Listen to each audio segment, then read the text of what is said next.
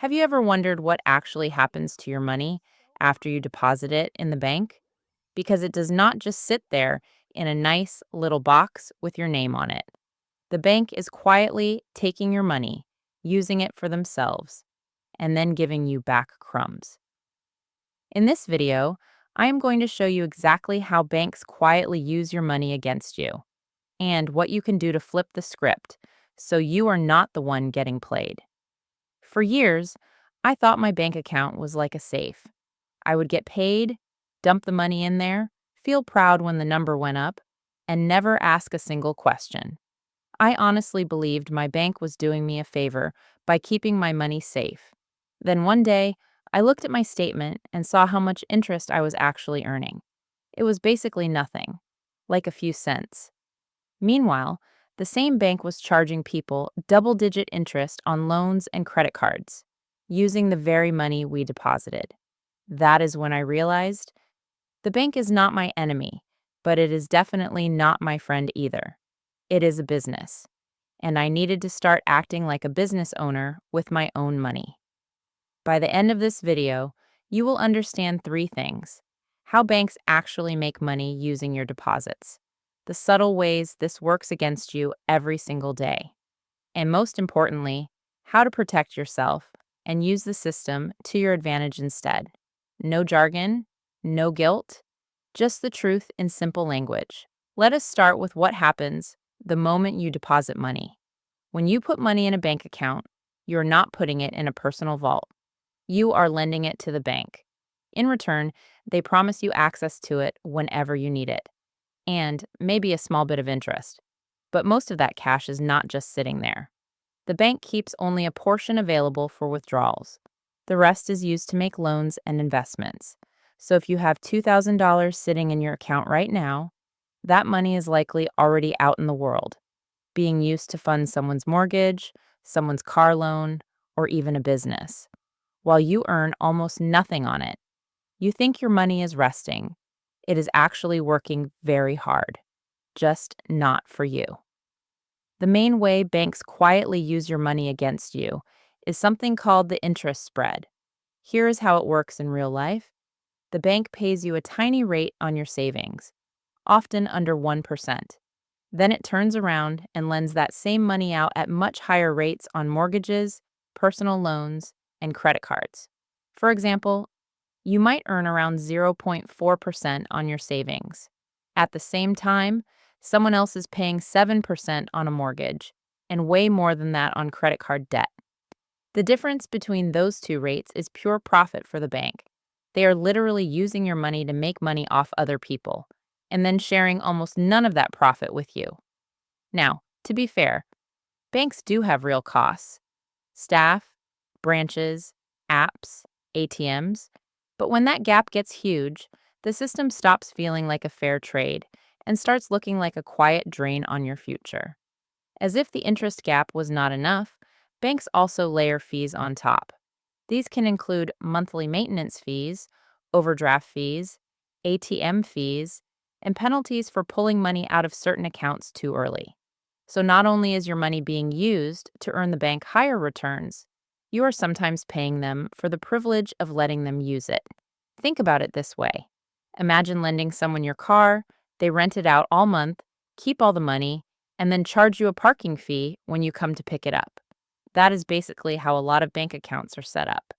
Here is why this matters so much for everyday people. Most of us are told, just save in the bank, that is the safe thing to do. So we do. We leave our savings in low-interest accounts for years and years without asking any questions. But while our money grows at almost zero, three things are happening at the same time. Inflation slowly reduces what your money can actually buy. Banks use your deposits to earn far higher returns for themselves. And debt, often from that same bank, charges you painful interest rates if you ever slip up. So your money is playing defense while the bank is playing offense with your money. Over time, that gap is the difference between you barely getting by and you having a real cushion, real options, and eventually real wealth. Now, I am not saying burn down the banks. Banks are part of how the modern economy works.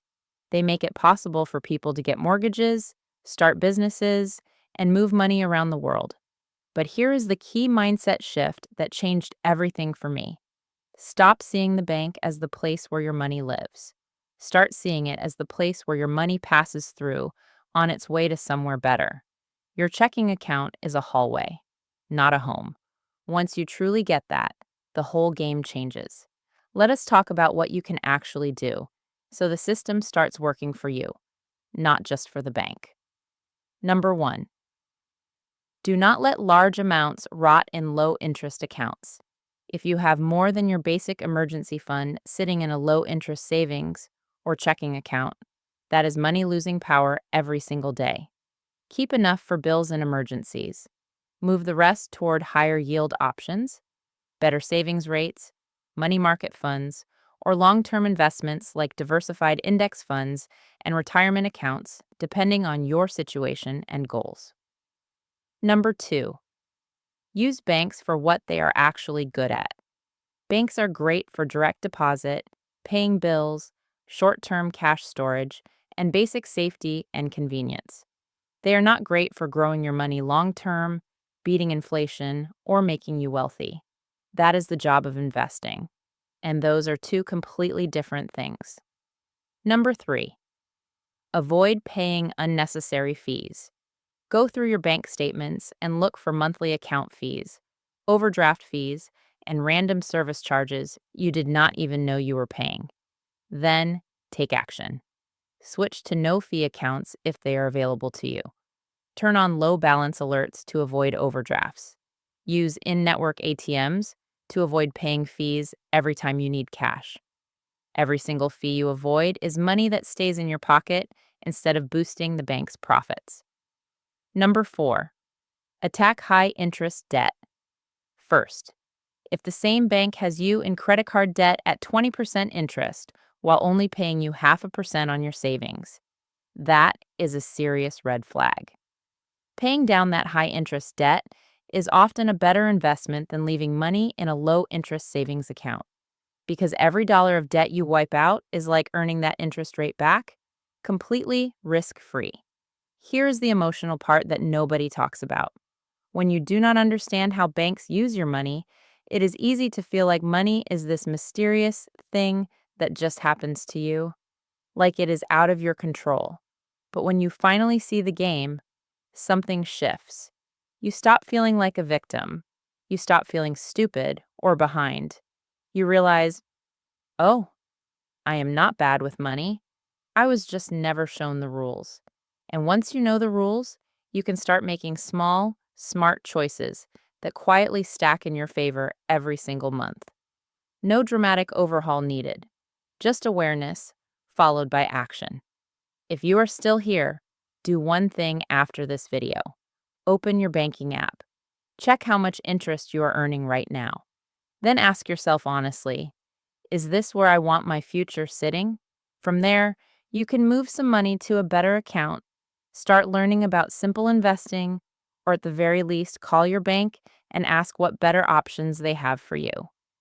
If you want a follow-up video where I walk through exactly how to set up a money flow system so your cash does not get stuck working for the bank, drop the word system in the comments below and I will make that next. Hit like if this opened your eyes. Subscribe to Nuella Invests if you want money explained in normal human language every single week. And share this with the one friend who still thinks their bank is doing them a favor. Your money is already working hard. It is time it started working for you, not just for them.